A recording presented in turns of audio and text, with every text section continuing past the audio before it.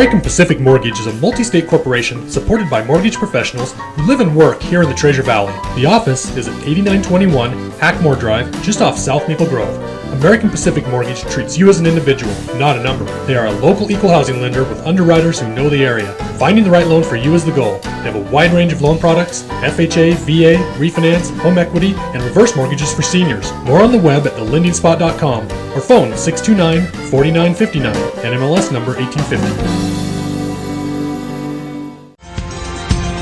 And now, your friend in the real estate business, John Adamson.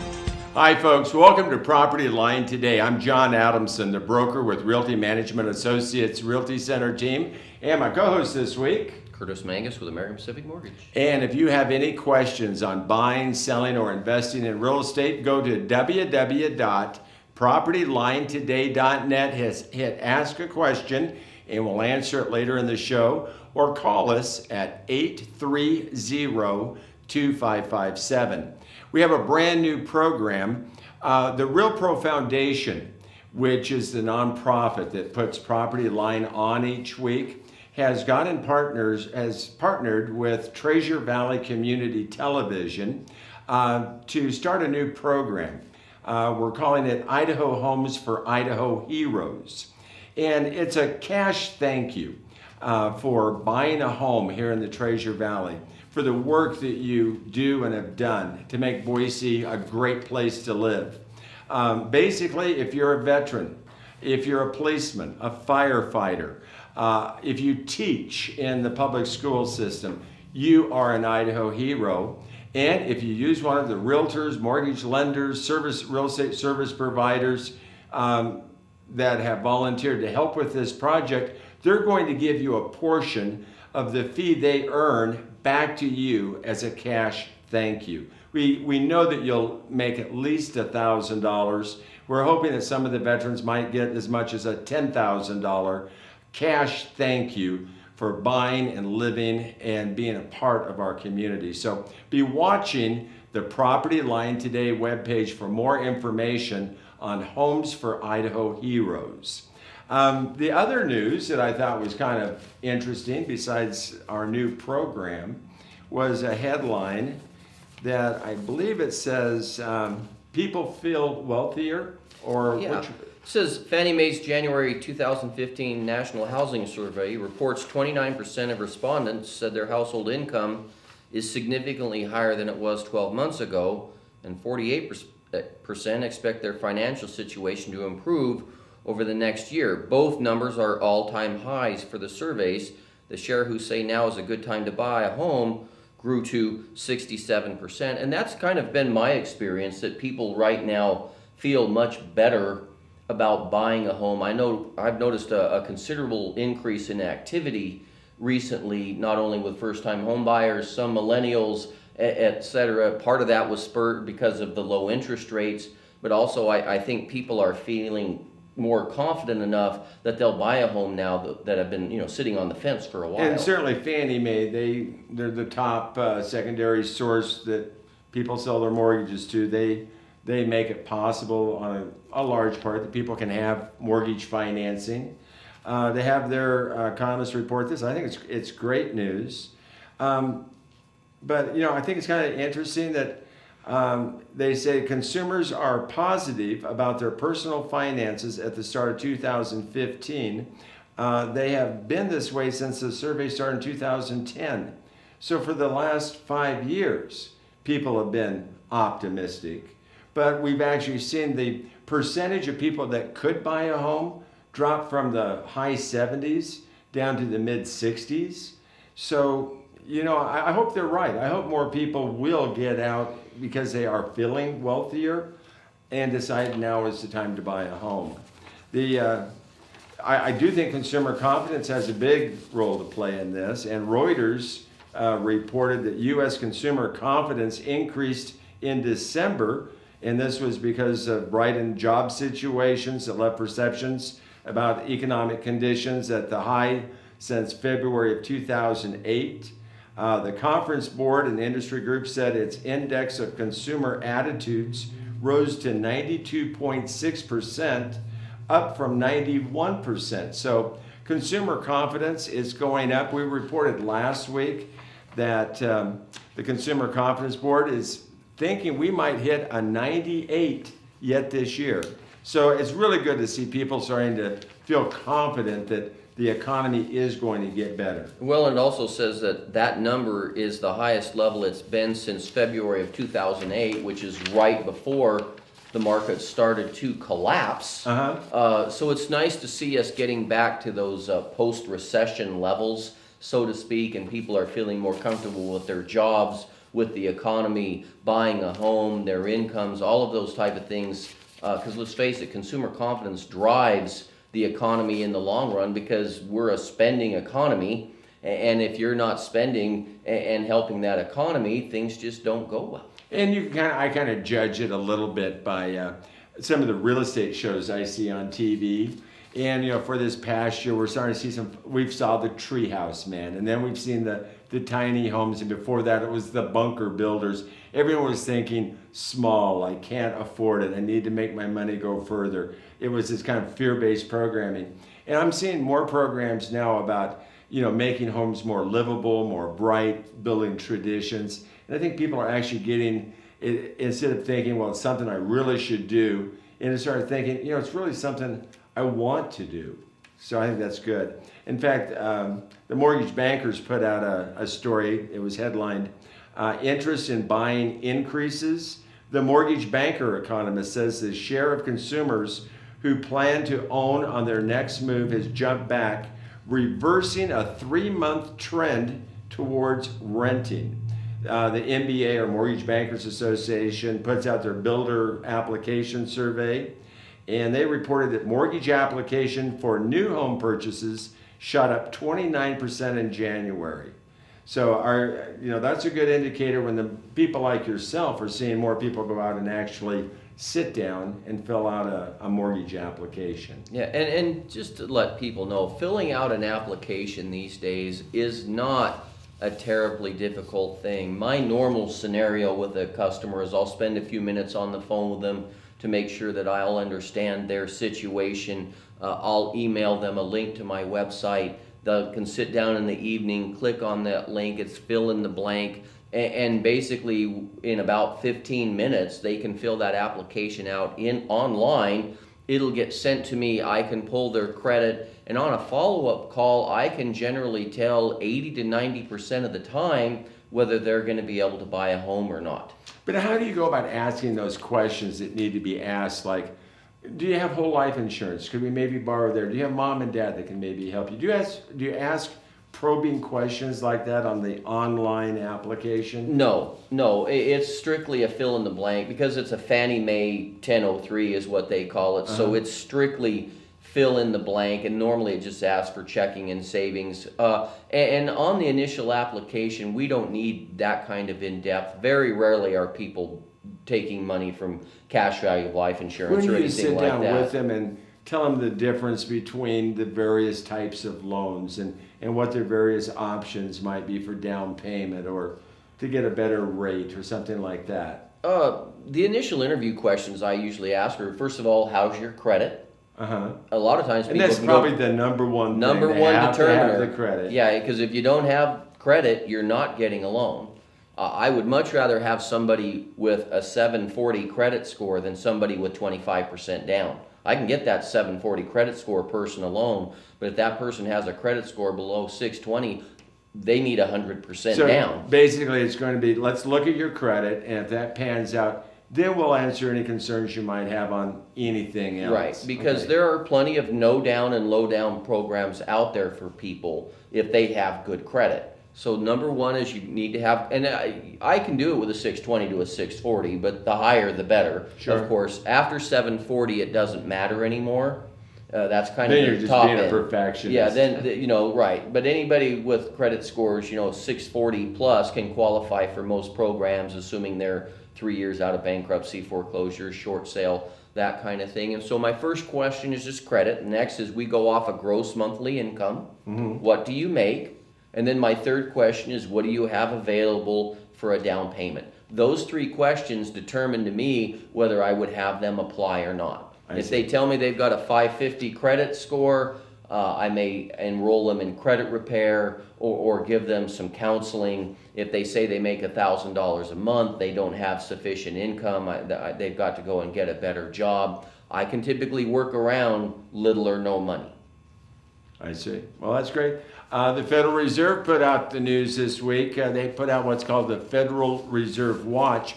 What they do is they ask the people on the Federal Reserve Policy Board to guess, basically, when they feel interest rates will rise. And I thought this was kind of interesting. The economy is still sputtering as it recovers, yet some of the economists still feel a rate hike may come as soon as June of this year. Now, when they ask, do you think it will happen by March 18th? None of them thought it would happen before March 18th. They said, what about on April 29th? Only 4% thought that the Fed would raise rates by April 29th, but 22%, which is 1 in 5, 1 in 4, thought that by June 17th, we could see the Fed raise rates. And a couple of things people need to know. The Federal Reserve does not dictate mortgage rates. They dictate short-term interest rates, which are typically your line of credits, your car loans, your credit card rates, that kind of thing. But mortgage rates are determined typically, you can watch them based on the 10-year Treasury bond. Mm-hmm. And if anybody ever wants to watch it or see that, just Google 10-year Treasury bond graph or something like that, and it'll pull one up for you to look like. Unfortunately, we had a really rough week in the last week or so. Rates went up 8 days in a row. And yesterday, they went up 1/8 of a point in 1 day. Well, I know on last week's show, we were telling people that we had started to see this increase in rates, but we were still looking at rates under 4%. We were still looking in the 3s for a 30-year fixed rate loan. Are we still in the 3s? Yes, but instead of being in the low 3s, we're now in the high 3s. Okay. And so in the last week or so, or a little bit more, rates on an average have gone up 1/4 to 3/8 of a point. And it's certainly a lot more fun when rates are going down because people are figuring their payments based on that. Though it's not, an astronomical difference. 1/8 of a point on a $150,000 loan is going to change that payment around $14 or $15. Well, I tell everybody, the best, if you can get a lower rate, is better than saving a few $1,000s on the house. It's so important to find the house you love and then try to get the best rate. That's always been my opinion. There are some indicators. We said at the first of the year in our predictions, we're anticipating rates to go. Even though the Fed doesn't set rates, it was the Fed through its quantitative easing by buying up the mortgages that kept interest rates so low for so long. I think when we start seeing them talk about raising their rates, the 10-year bond will probably also be increasing. The economists I've talked to, when they look at that 10-year bond, they thought we should have seen rate increases last year. So based last on couple that, years. Yes. So they just said it's a matter of time before rates go up. Right, and so even though rates have gone up some in the last week or two, they certainly aren't historically high if you're still at or below 4% on most products. But I would recommend anybody who's out there fence sitting, time is not on your side when it comes to interest rates and prices, especially going into the spring and the summer. One cute news article I wanted to share with our listeners this week. Valentine's Day is behind us, and this came out around Valentine's Day. But it was from the National Association of Realtors, and it said your love life impacts your home buying ability. And fewer single women are buying homes. The number of single men buying homes is roughly the same. And the article goes on to say one of the reasons for this is single women tend to earn less than single men, and it's harder for them to qualify for a loan than single men. So married people, single men, have easier getting credit than single women. So yeah, and that's mainly an income problem. And jobs. You can't discriminate based on age, income, marital status, but in general, as you said, women may make less than men, and that's very much a generality. And especially so, with the first-time home buyers, that that tends to be the case sometimes. So, and again, we're actually seeing married people. The increase in the home applications, the people actually buying the homes.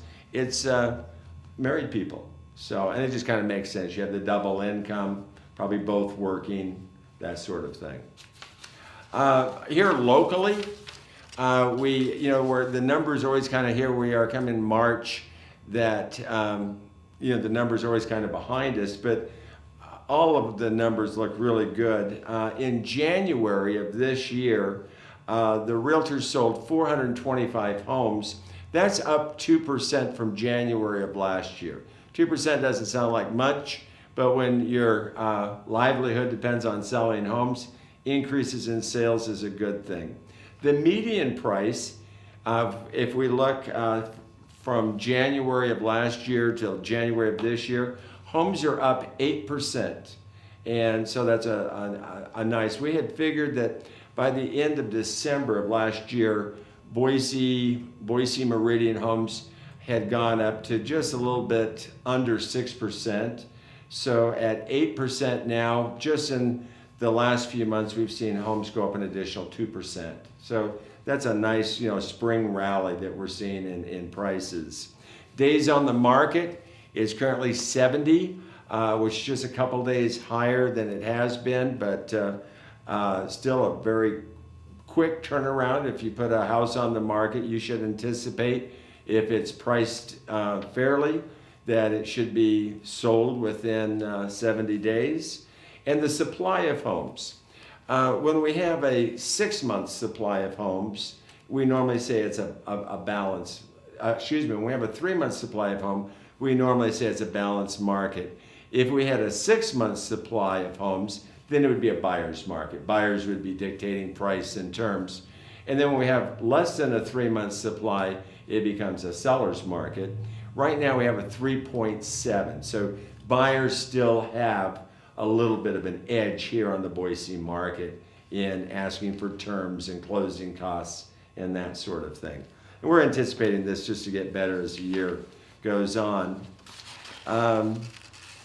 One headline said, first-time homebuyers face rosier prospects for 2015. It says it's official. 2014 was the best year for total job growth since 2000. The housing market now has a confluence of several important demand-boosting factors that should make 2015 a big year for growth in home sales. The first is mortgage rates may remain low, and even though we've seen them go up, they're still at historically low rates. When we look at the economy globally, it looks good as well. Yet the job data would indicate that the U.S. economy is on better footing than the rest of the world. So with the higher consumer confidence we've talked about, the fact that people are applying for more mortgages, interest rates haven't gone through the roof, home prices seem to be increasing, but not way out in left field. I can see why more of these first-time home buyers, the millennials, people who can, are saying, I think now would be a darn good time maybe to buy a home. Well, and my general feeling about the market right now, John, is not only is consumer confidence better, people are just feeling better about their jobs, their income, but also I'm beginning to see some leniency in mortgage guidelines, which we haven't had for the last few years. I won't say it's a great deal easier than it has been, but I'm at least starting to see some leniency and some logic coming back into the lending process, which is very helpful for people, that we can at least know what to expect when we go through the mortgage loan process. Still hard for self-employed. I think we need to make some adjustments there. I think we need stated income loans for certain people again. And didn't you say there's some move towards maybe going back to some kind of a stated income type loan? There is some of that just starting to come back into the market. I'm happy to see any of it, because there for several years there just wasn't anything available at all. So that goes back to starting to see some leniency in the market. There was one particular lender who actually developed a loan program and was actually able to sell it on the secondary market that was kind of an Alt-A subprime type product, and was able to sell it on the secondary market, which is key to being able to having those products come back. Yeah, because if Fannie Mae, Freddie Mac, or FHA doesn't buy it, who do you have to sell it to? Just the secondary market is all that is left, because generally those portfolio lenders aren't big enough to do anything nationally. So I'm beginning to see some gradual improvement in the lending market. It's gradual, but at least it's coming. And we're seeing improvements with time from bankruptcy, short sales, foreclosures. They made some improvements there. And credit scores too. What you think that we're gonna have to have 640 credit score from now on to get a home? 620 is now the minimum. Kind of the whole world opens up at 640. And remember, people, we pull all 3 credit reports and we throw out the high and low and use the middle. So invariably, if you will go to Credit Karma, they will pull your high. And so keep in mind that we pull all 3 scores, and traditionally I've seen Credit Karma be on an average 20 to 30 points higher than what a lender pulls. And so watch your credit. I'll often ask them, do you know what your credit score is? And if they say it's 550, they're not in the game. But if they're anywhere 600 or over, I need to at least see, because they'll typically pull 1, and you never know if it's the high, the low, or the middle. So folks, keep your credit up, make your payments on time. I recently had a client, she had a $150 balance on a Victoria's Secret account. Her payment was $5 a month, and she didn't make it. And it ruined her credit? And it ruined her credit. She had a couple of 30-day lates on a $5 a month account, and it dropped her below $600. And it cost her a home loan. I see some people reluctant to get their credit pulled, and yeah, I just want to throw my hands up. I want to say, if you don't find out, how do you know if you can qualify now, or what steps you need to take in order to be successful? How much does it ding somebody for a mortgage lender to pull their credit report? Well, for anybody to pull your credit, for a car loan or a credit card or a mortgage lender, an average inquiry is 3 to 5 points. It's nothing. The key is you don't have it pulled multiple times. You have it pulled once, and where people get in trouble with credit inquiries is they will go to try and get a car loan, they will walk into a dealership, and that dealership will send it to 10 different finance companies, and all 10 will pull their credit. We call it shotgunning the application. And it happens all the time. How do you avoid that? You go in and you tell them, you send my credit to one lender one time, or even better, you go get your financing ahead of time. And if they have... It's just like home loans. You should always have your financing lined up ahead of time. If you can, and if it happens to be some kind of dealer incentive, 0 interest for 4 years or something like that, you insist that the credit only be sent to one lender and it be pulled one time. Because I don't know why, but car dealerships very often don't tell buyers that they're going to send their application to 8 or 10 different lenders, and that will have a significant impact on your credit score. One pull will not. Besides credit, maybe becoming a little looser, I'm seeing more sellers willing to consider lease to own, contract for deed, owner will carry financing than that I've seen this decade. I think sellers are starting to say, with interest rates so low, if I could get 5-6% on my money for 3 to 5 years, that's a lot better than what I'd get in the bank. And boy, if that person has $15,000, $20,000 to put down on my house, and that's really all I need to get into my next house, I don't think they're going to walk away from $15,000, $20,000 when there's some people that can get into a home for $3,000 to $6,000. And so I think we're going to see more owner financing too. It's going to be more commonplace than in the past. Well, and a note on seller financing, because I obviously do private loans through my self-directed IRA. But for people who don't have to, sell their house and cash it out, or they own it, it's a great way to, like you said, get a 5 or 6% return, which you're probably not going to get anywhere else. And typically those people are very appreciative if they can get a 5 or 6% loan, because in the good old days before 2008, That was a great rate. it was. And also before 2008, if somebody had trouble qualifying, they just had to put more money down, or they paid a higher interest rate to offset the risk. Now, unfortunately, they just don't get the money. Right. And I think a lot of the sellers nowadays are saying it's not necessarily somebody with poor credit. Because, pre-recession, it's kind of like if you could, breathe into a mirror and leave a mark, you could get a home loan. And sellers would say, hey, if they can't get a home loan, I'm not going to give them a home loan. But now you find, like last week we talked about Bernanke from the Federal Reserve Board.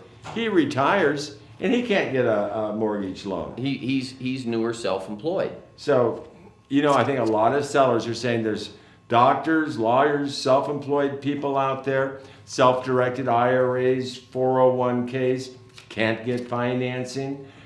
Yeah, if they're got good credit and money to put down, I'll be the bank for a while. So, and I've seen this growing almost every week, more and more interest in that. Well, and if people out there have money in the bank and they're not happy with their return, there are certainly investment portfolios and options out there for people to loan money on a first mortgage deed of trust, for people to buy a house or refinance a house and do it at a conservative enough loan to value that they'll have a comfort level. Typically you want at least 20% equity on those private money deals so that you don't feel like you're putting your money at risk.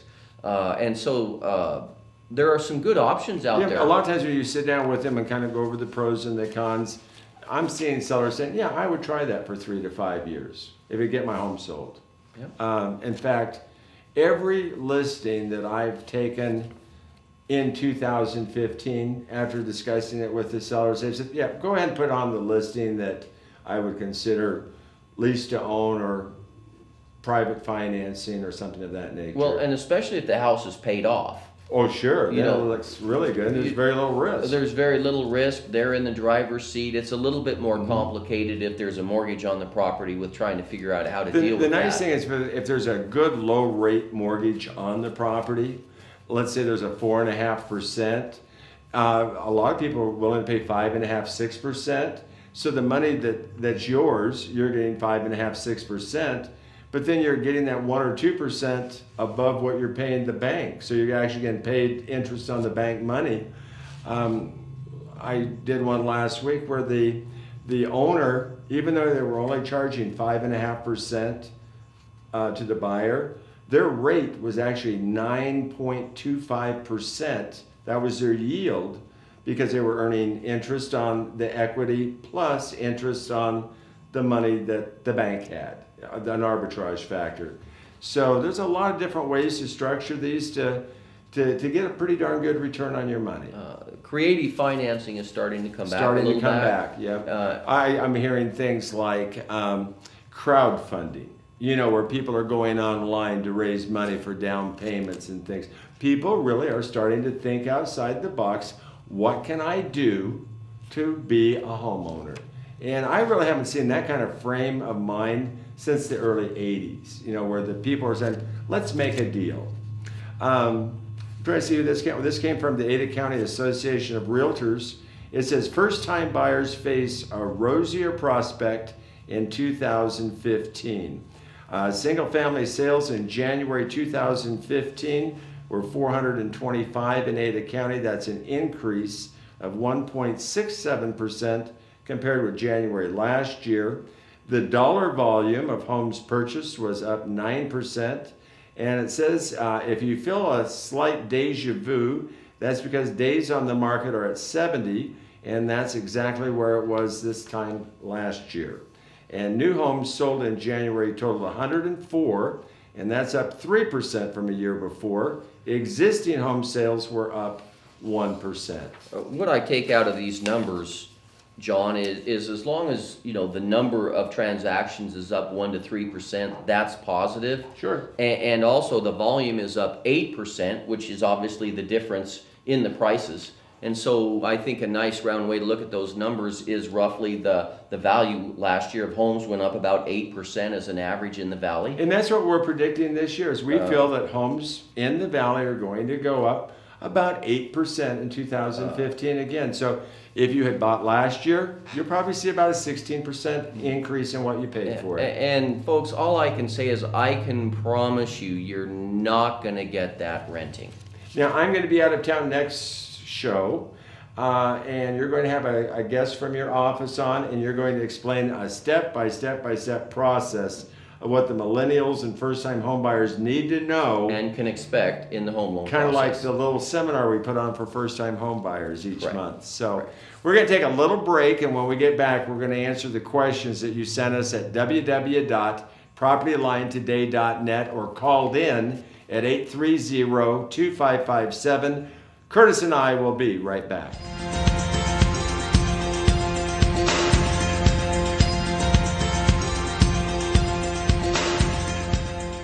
Well, this is the part of the show that I know Curtis and I love the best, and it's answering the questions that you send us at www.propertylinetoday.net or call in at 830-2557.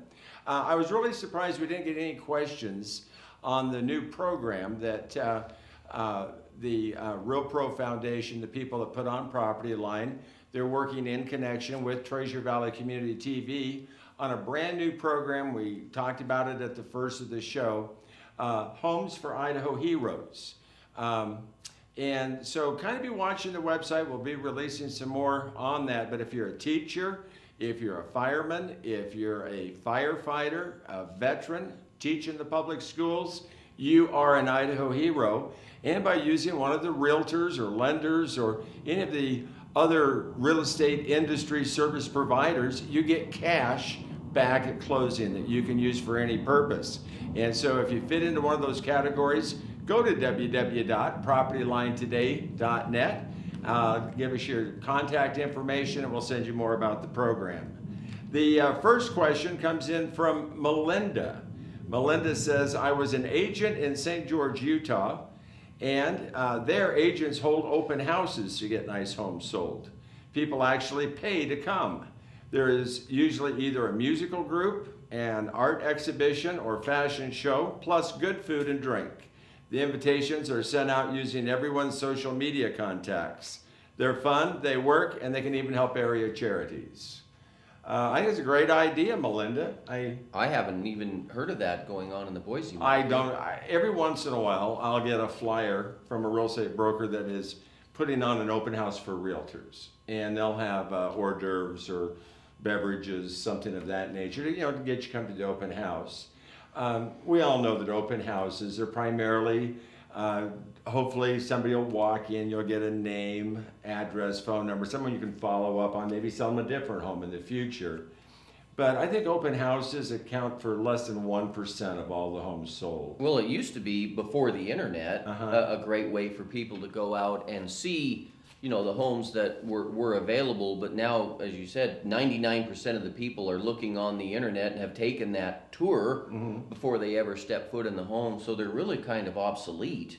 Well, maybe in a small town like St. George, Utah, more of a close knit. I remember when I lived in Jerome, Idaho, they had the Northside News, and it was kind of fun to read about whose parents came to see him and whose kids graduated from what school, that kind of thing. And you would do, if there was an open house, you might go see it. But I think Boise might be a little big. I've heard of them doing this in New York City and Miami, where they bring in bands and stuff. But you're dealing with $1 million homes too. It sounds fun, Melinda. I'm not sure it would work. It might work to get realtors there to see the home. And after all, it's realtors that sell homes. So if they know the home and like it, it's going to be good. Putting on a party for a bunch of people to come see a home for sale, I'm not sure is that great of an idea. You're probably going to spend $150, $200 just in food and beverage alone, plus the time and the effort. I think the money would best be spent hiring the production crew here at Treasure Valley Community TV. They'll go do a complete home video that can be used on all the web portals, web pages, emails. showing your home. And like you said, 99% of the people, that's the open house they go to. It is. So I'd be spending your money on a real nice video for the property. Our next question is from Melissa. I took your advice and went to a lender and got pre-approved. I can qualify for up to a $70,000 home, but like to keep it around $120,000. I really need a 4-bedroom home. Every agent I call is pushy, wanting to know everything about me, or if I go out with them to look, they expect me to buy right now.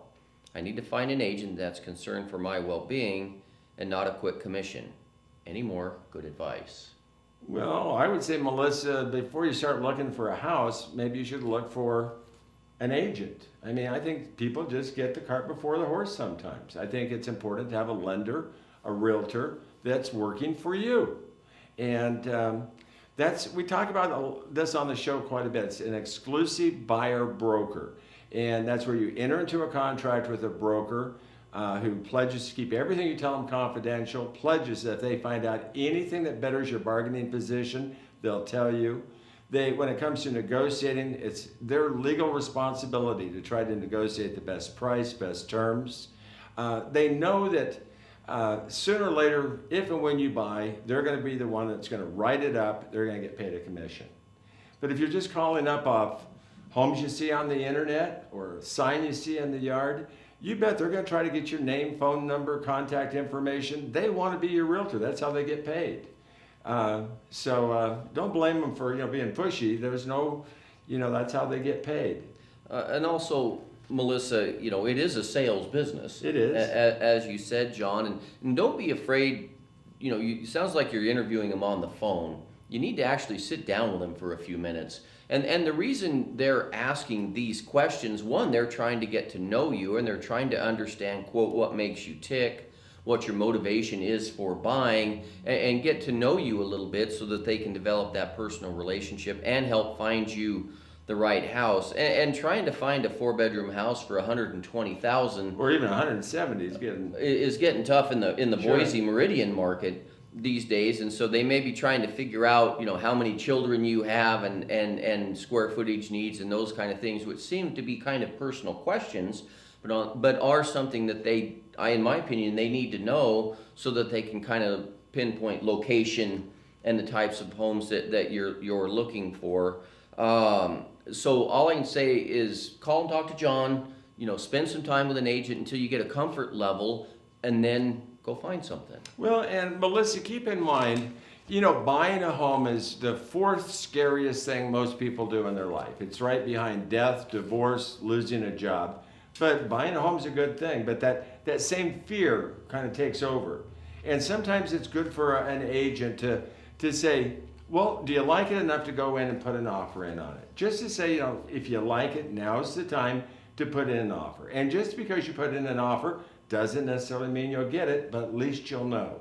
And so that might come across a little pushy, but again, it's their job to help you cross over that fear threshold and go from a looker to a buyer. And a lot of times people nowadays take that as pushy, but sometimes it might be the one thing you need, Melissa, to end up owning the home. Let's see, Adrian, I think is how you say that. Adrian, what is included in the 6% I'm required to pay an agent to sell my house? Do I get advertising? Do I have to pay for photos or pay for a home warranty? I interviewed some agents that think I should pay all of this in addition to the portion of the proceeds I have agreed to pay. One wanted 6% plus a $350 admin fee. How does that get my home sold any faster? Adrian, I just want to let you know that when it comes to real estate commissions, it is totally negotiable. And, some firms feel that, 6% and an admin fee is what they need to stay in business. Other people feel that just by being there as your trusted advisor, getting the home on all the web portals, making sure it's seen on Trulia and on their web page and on the multiple listing service, and that there's flyers and that sort of thing, justify their 6%. I always recommend, I say, a home warranty is a wonderful thing. It's going to take that fear away from a buyer. Give me permission to put on the listing that the home comes with a 1-year home warranty, then they're not going to be afraid. Is the furnace going to break? The hot water heater going to break as soon as I move in? Because we have a 1-year home warranty. Those cost all around $300. It shouldn't be a realtor expense, in my opinion, any more than if you're a buyer and your realtor suggests that you have the home inspected. And those can run $250, $300. It's just part of either selling a home or buying a home. And we mentioned on the other questions, probably the number one thing that you can do to have a quicker sale, get more people looking at it, is to have a home video. And I think realtors know this. They're not cinematographers. They're not professional photographers. They're not script writers. A lot goes into making a nice video. That's why Treasure Valley Community TV has kind of now started offering this to the community, the volunteer staff here. So it's important, and it's something that I think a good realtor would say, hey, in addition to what I charge, maybe you should also maybe have a video done, or like they're saying, a home warranty. I think it's going to be the wave of the future. And Adrian, my take on that, as John says, and one of my favorite sayings in sales is everything's negotiable. Yeah, everything. And it's your transaction, it's your deal. You negotiate it the way you want, or you keep looking. Sure. So don't think that there isn't exactly an industry standard with what 6% does or does not include. Just like the admin fee, that is not standard for every brokerage. Also, some of them will include advertising and some of them won't. So you will, of course, want to negotiate your best deal with what your comfort level is. And I don't mean this to be contradictory either, but of course you also get what you pay for. That's true. But on the other hand, for instance, with our new Homes for Idaho Heroes, if you're a seller, we have realtors that will charge you just a flat fee to go in and put it in the multiple listing, put up a sign, represent you should an offer come in, the basics that most people need, and give you enough money, savings over a typical real estate commission to give that money as a gift to an Idaho hero. So that might be part of the marketing strategy. You pay less for the real estate services and use that savings to maybe attract a teacher, a firefighter, a policeman, a veteran to come buy your home. So you can use your money in different ways, but I believe you get what you pay for. If you're saving money, use it as a marketing tool to get your home sold faster. Let's see, what's the next one? Next one is from Hank. Can you explain why I can go online and get approved for $130,000? I go to my bank and they ask about how I get paid, which is base plus commissions, and they say $110,000, but call back later and say the bank would not consider my commission income, so don't go over $90,000. My realtor said I should see a lender he uses, and she said with my student loan, the max would be $80,000.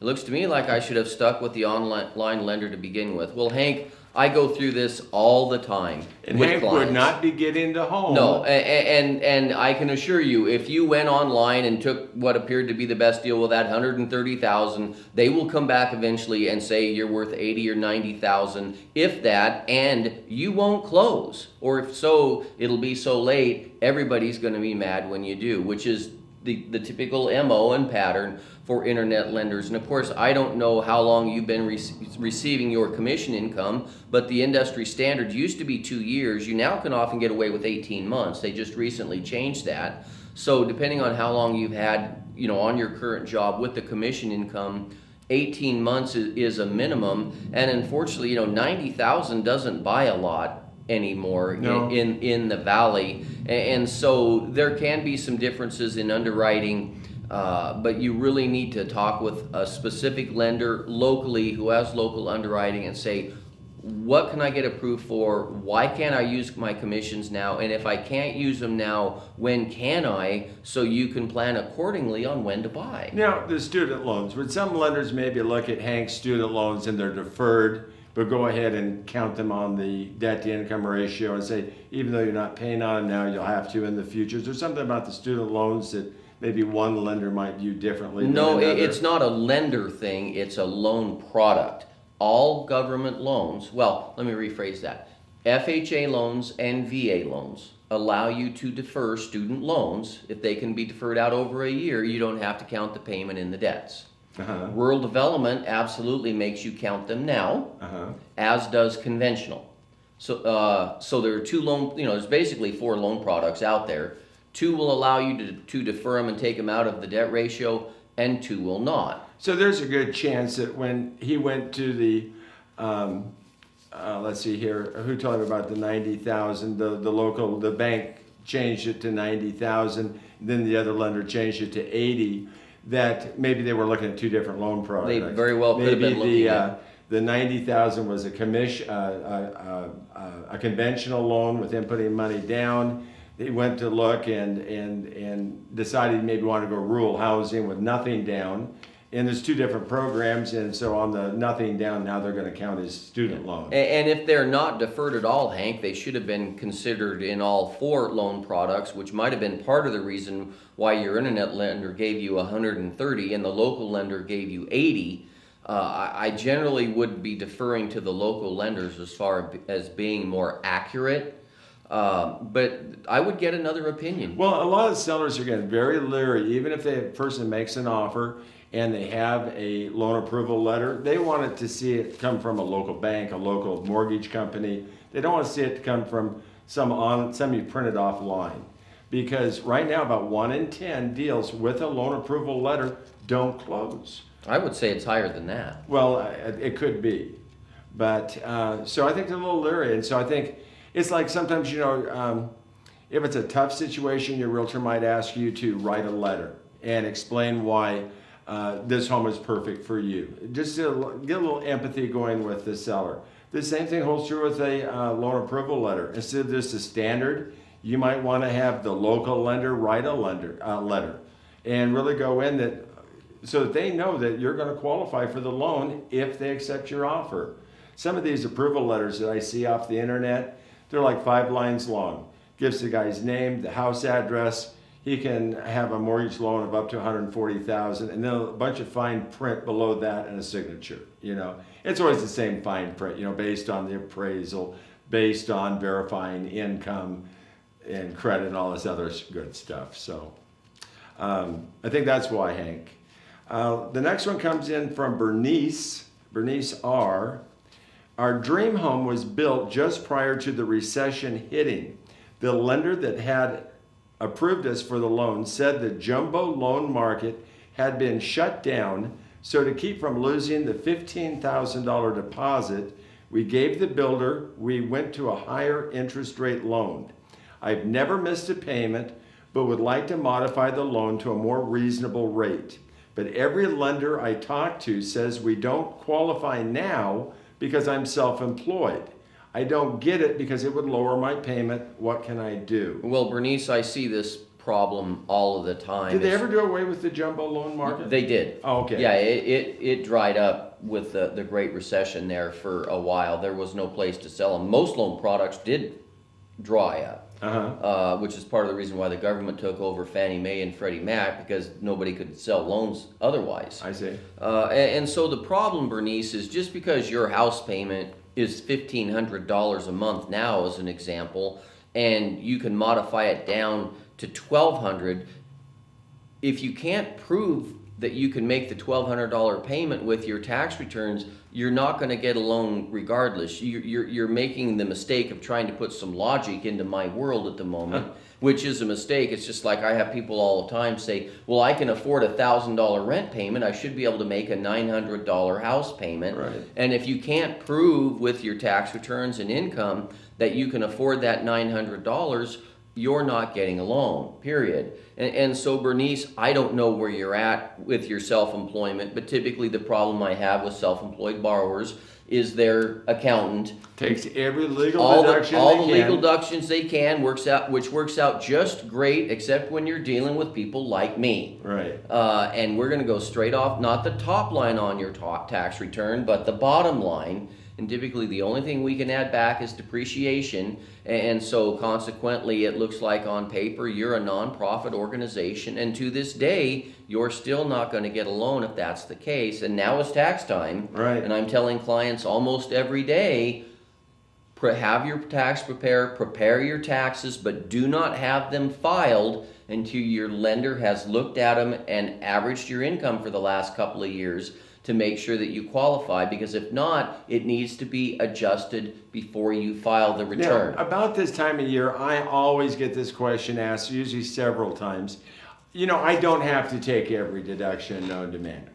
If I just go to my accountant and say, here's the money I made, just take off the absolute, the tires for the car and the computer software and the goods of cost sold, show my good income so I get my loan, and then we'll go back in July and we'll file an amended return. They're both legal. Do people do this sort of thing? They do, but that's the order in which to do it, is that you minimize your deductions, file the return, go get your loan, and then if you want to go back later and amend that return and take additional deductions. But if you need 2 years, you may have to wait to go back and amend your returns for a couple of years, because you're going to want to see 2 years of taxes like Correct. that. And typically for the people that are close, this is where I warn them about the previous year's taxes. Right now I'm saying don't file 2014's taxes. 2013 is done, and it's very easy to change a tax return before it's filed, so that it can be used for a loan. And it's fairly easy to go in and modify a tax return after it's been filed if you find legitimate other deductions you can take and want to lower your tax burden. They'll even send you back a refund check. I've seen it happen. So As have I. but again, you may want to look at the time value of money, waiting 2 years and having, I don't know if I want IRS to be my bank holding my money. And one other thing, Bernice, I'm curious if you've talked to your current lender about a modification, because any other lender, it won't be a modification, it'll be a refinance. Right. You only do a modification with your current lender, nobody else. And so assuming if you've gone to your current lender and they've said no on a modification of your rate, then your only other option, if they won't play, is just a refinance with a different lender. And I wish I knew what your balance was and your rate was. It would make me a lot Now, easier. another thing I would probably tell her, if we're talking jumbo loans, and where do jumbo loans start? $417,000. So we're talking somebody that can afford a fairly expensive home. And there's probably a good chance that they've got 401ks, IRAs, money in the bank, this sort of thing. Are there, if they have a lot of assets, are there places where they can go like their stockbroker and maybe get a loan that might be better? I've kind of in the past, a lot of the stock brokerages, if you have a lot of money on account, or maybe their bank would make them a portfolio loan because they're such a good customer. I see that, but it's fairly rare, especially on that size of a loan. Okay. Most people don't have enough assets to be able to cover it with something else. It's Okay. typically what I see. Well, let's jump in. We're just about out of time. Let's try to get these in. Lou B. Says, guess what? Lower gas prices should mean people have more income to spend. Average disposable income should be increasing, but it's not. The reason is that average American is so in debt, the money is just going to bills and not spur the economy. Same as low rates are not helping people buy homes because everyone still has too much debt to qualify. Now Obama wants permission to have another Vietnam to fight in the Middle East, which will further increase our national debt. Low prices are great, but we need higher paying jobs to pay off the debt. If not, I predict an even worse depression coming when everyone, including the country, defaults on his obligations. Well, Lou, it doesn't sound like you're a real positive person out there. Well, but, and I'm not, I don't see the question here, John. Well, I think it's more of a comment on the state of things, Lou. I've read some news stories. We had, people are feeling more confident. We said that at the first of the show. Lou, it's kind of your opinion on things, but I think everyone would agree if we had more jobs, better paying jobs, if people could pay down their debt, life in America and America would be greater. A lot of times wars actually improve the economy, putting more people back to work. So, your idea on, maybe sending troops to the Middle East or something, if we're talking strictly on an economic basis, might be good for the economy. And I think with the average disposable income, You only save the money if you go out and buy a home, with the lower rates. And the money I think that people are saving at the gas pumps right now, it's kind of like finding a quarter on the sidewalk. It kind of puts a smile on your face, makes you feel a little, wealthier. But, the bottom line is you always know that it's just temporary. It's just a one-time thing. And I think a lot of people are expecting the gas prices just to go back up. But I noticed, I thought, coming close to Easter that the gas prices would have just jumped right back up. And they've gone up a little bit, but I still think Idaho is one of the cheapest in the nation. So I think that's real good news. We just got a few minutes left. Our last question, you want to take it? I'll tell you, it's from Ron D. It's an easy one. Do you think there will ever come a time that homes will be built with giant 3D printers? Well, Ron, if so, I know there's going to be a lot of home builders in the valley that are going to be very disappointed. But no, though there's almost nothing in the home that you couldn't do with a 3D printer. There was an interesting article in the Statesman this morning. There's actually a new local business with 3D printers to help people build and make those kind of hard to find things or hard to replace things that have either broken or been lost. And it's fascinating what can be done with that technology these days. Well, and before the show, we were talking about, I saw one documentary where they think they can use 3D printers with biological ink, that they can lay down new noses and ears and they'll grow three-dimensionally. I saw another documentary where they took the CAT scan from the Kennewick man that's supposed to be several thousand years old that they found. Now the Indians don't want anyone touching the bones. Just with the I think it was the CAT scan, it might have been. They were able to plug that into the 3D printer and make a life-size skull. I never thought that we'd have 3D videos of houses, and I think that's around the corner. I don't know if they'll ever be big enough to build whole houses, but I do think that we're going to see more and more of the individual items in a house probably made with 3D printing, So we answered all of your questions. So thank you so very much for going to www.propertylinetoday.net. If you have any questions, go there, hit ask a question. If you're watching the show, make sure you call us, 830-2557, and we'll get your question. We'll answer it on next week's show. And don't forget to tell anyone you know that's a fireman, a policeman, teaches in the public school system, is a veteran, that they are an Idaho hero. And a new program in cooperation with the Real Pro Foundation and Treasure Valley Community TV, it's Homes for Idaho Heroes. And if you fit in that category and you buy a home, you can get at least $1,000 or more back to use for anything you want. It's a cash way of saying thank you for staying in our community, having a home in our community, and making our community a better place to live.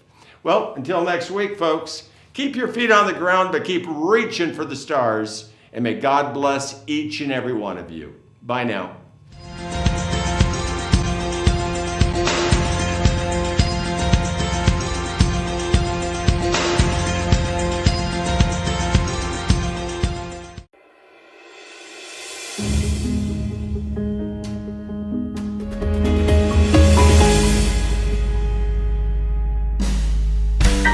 American Pacific Mortgage is a multi-state corporation supported by mortgage professionals who live and work here in the Treasure Valley. The office is at 8921 Hackmore Drive, just off South Maple Grove. American Pacific Mortgage treats you as an individual, not a number. They are a local equal housing lender with underwriters who know the area. Finding the right loan for you is the goal. They have a wide range of loan products: FHA, VA, refinance, home equity, and reverse mortgages for seniors. More on the web at thelendingsspot.com or phone 629-4959, NMLS number 1850.